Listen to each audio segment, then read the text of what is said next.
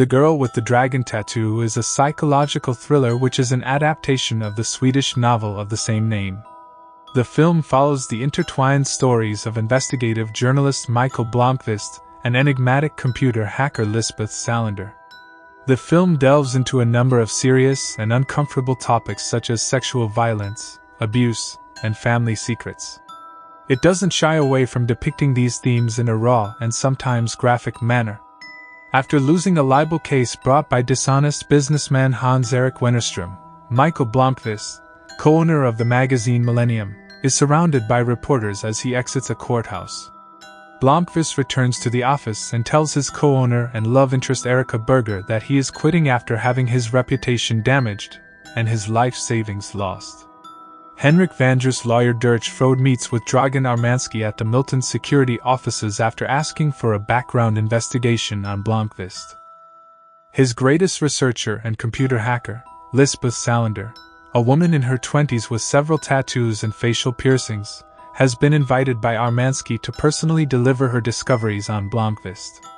Blomkvist gets a call from Frode on Christmas Day asking him to meet Henrik in person at the Vanger estate on Hedeby Island in Hedestad. Henrik tells Blomkvist that he is interested in employing him to look into the death of his niece Harriet Vanger, who vanished from the island more than 40 years ago. Henrik feels the person responsible for Harriet's abduction has continued the annual ritual she started of giving him a pressed flower for his birthday before she left. Henrik, who is convinced that a member of the family is responsible for Harriet's murder, agrees to let Blomkvist carry out his inquiry from a cottage on the island while pretending to be writing a memoir on Henrik. Before Henrik presents him proof that would support his accusations against Wennerstrom, Blomkvist is hesitant to accept. Holger Palmgren, Lisbeth's legal guardian, has suffered a stroke, which she learns when she pays him a visit at his house. Lisbeth, who was declared legally unable as a child, is made a ward of the state and placed under the guardianship of attorney Nils German, who assumes full financial responsibility for her. Lisbeth travels to German's apartment to get money for a replacement after her laptop computer is destroyed during an attempted mugging at a nearby metro station in which she brutally punches her would-be assailant. German then makes her perform sex acts on him in exchange for access to her money. He summons Lisbeth to his apartment one night when she asks for money for food, binds her to his bed, and begins to rape and sodomize her without realizing that she has secretly recorded the act with a hidden camera on her backpack. Blomkvist moves into the cottage and starts looking into Harriet, paying close attention to a notebook she kept with a list of 5 names and a corresponding 5-digit number for each of them. Blomkvist learns from Morell, the lead detective who was contacted when Harriet first vanished, that these are just random local phone numbers. The names all belong to victims of unsolved murder cases, and the numbers refer to certain Bible chapters in the book of Leviticus that each illustrate the various tactics employed in each killing. However, a surprise visit from his daughter brings about unexpected outcomes, and he learns that the names belong to victims of unsolved murder cases. On German, Lisbeth exacts retribution. She returns to his flat and begs him for rent money. She tasers him as soon as he allows her in. When he awakens, he discovers himself in his own bedroom, naked, spread-eagled, with his mouth taped shut. Lisbeth rapes him the night before and records it on camera as she sodomizes him with a big steel bar. If he doesn't let her manage her own finances and submit an application to have her legal incompetent status revoked, she threatens to post it on the internet. And she warns him that she will murder him if he ever brings another lady to his apartment, either unwillingly or voluntarily. "I am a rapist" pig is inked on his chest before she departs. Blomkvist must now answer to Frode and Martin Vanger, Harriet's brother, and the current CEO of Vanger Industries, who also resides on the island, just as he starts to believe he is on the trail of a serial killer. Frode suggests Lisbeth when Blomkvist asks for a research assistant, and reveals that he paid for Blomkvist's background check, which he demands to see. Blomkvist demands Dragan Armansky provide him Lisbeth's address so they may meet in person after learning from the file that she broke into his computer. While Miranda Wu picks up Lisbeth while she is out having a drink in a local bar, Lisbeth is flattered by her advances and agrees to take LSD with her before they both head back to Lisbeth's place where they spend the night together. The following morning, Blomkvist knocks on Lisbeth's door and requests her assistance with his case. Although Lisbeth is initially wary of him, she changes her mind after learning that he needs her help in tracking down a woman's serial killer. She concurs. Blomkvist is outside the cottage waiting for Lisbeth to arrive when he is fired at while walking across the island. He runs back to the cottage and discovers that Lisbeth has arrived and is already starting to set up security cameras. Despite Blomkvist's first resistance, Lisbeth strips naked and the two of them have intercourse after tending to his head injuries. Blomkvist finds images from a parade that Harriet attended on the day she vanished, suggesting that she may have seen something that alarmed her. This discovery is made while Lisbeth is out gathering details on each of the killings. Blomkvist discovers a woman who was also at the parade has an obscured photograph of an unknown man standing next to Harriet, whom he suspects is the murderer. Blomkvist asks Frode and Martin for access to their corporate archives once Lisbeth arrives on the island and offers her information regarding each murder in the hopes of discovering a link between the corporation and the various sites of each crime. With the exception of one victim who was killed 2 years after Gottfried drowned in the lake in front of his home on the island, Lisbeth learns from scouring the 1940s-era archives that Gottfried Vanger, the late nephew of Henrik, was in each of the women's town during the time of their murders. Blomkvist visits Henrik's brother Harold Vanger, a recluse who is shunned by the rest of the family due to his Nazi sympathies, back on the island and requests to examine some photos he shot during the period right after Harriet first vanished.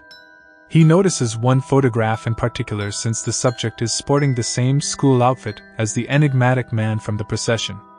Harold replies that this man is Martin, who was only an adolescent, when Blomkvist asks him to identify him.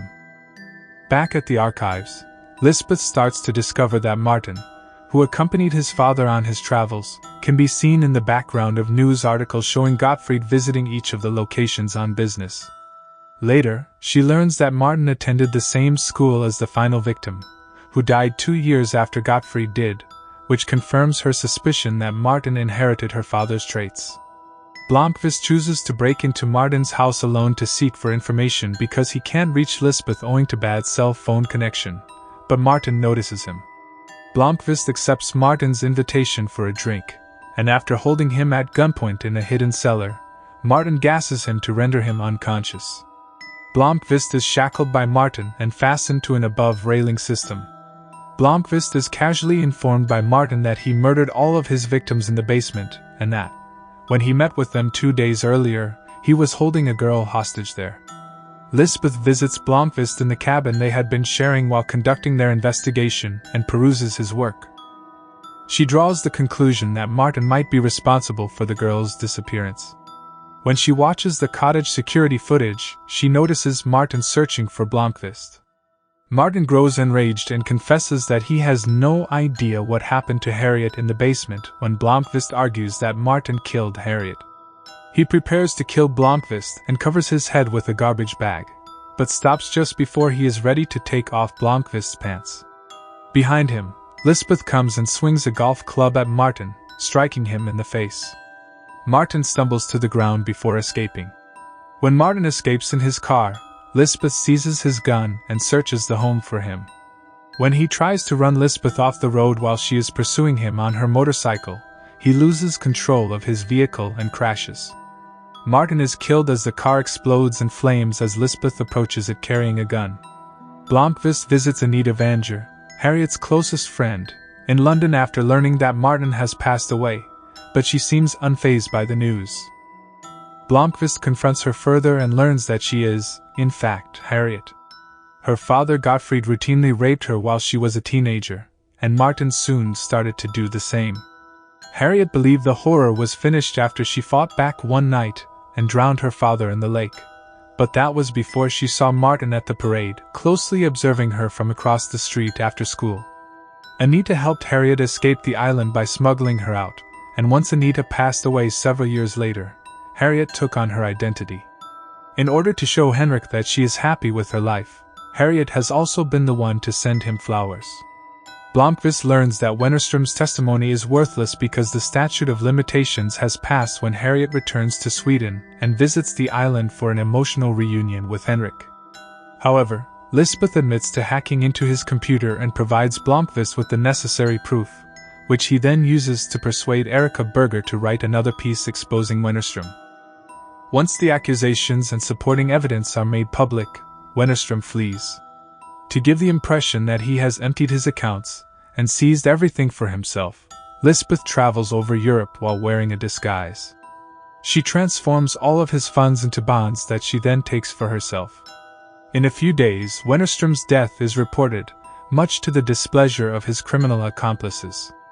After doing all this for Blomkvist, Lisbeth plans to propose to him by giving him the motorbike jacket she spotted in an old photo on his computer as a sign of her love. However, when she gets to his place and sees him cheerfully leaving with Erika, Lisbeth is moved to throw his gift into a trash can and take off on her motorcycle. Ladies and gentlemen, thank you so much for watching our video. We hope you enjoyed the content and found it valuable. If you did, we kindly ask you to consider subscribing to our channel. By subscribing, you'll become part of our community, gaining access to more exciting videos, informative content, and engaging discussions. It's the best way to stay updated with all our latest releases and be the first to know when we publish something new. Subscribing to our channel is absolutely free, and it helps us tremendously in reaching a wider audience and producing even better content for you. Plus, it shows us that you appreciate what we do, and that means the world to us.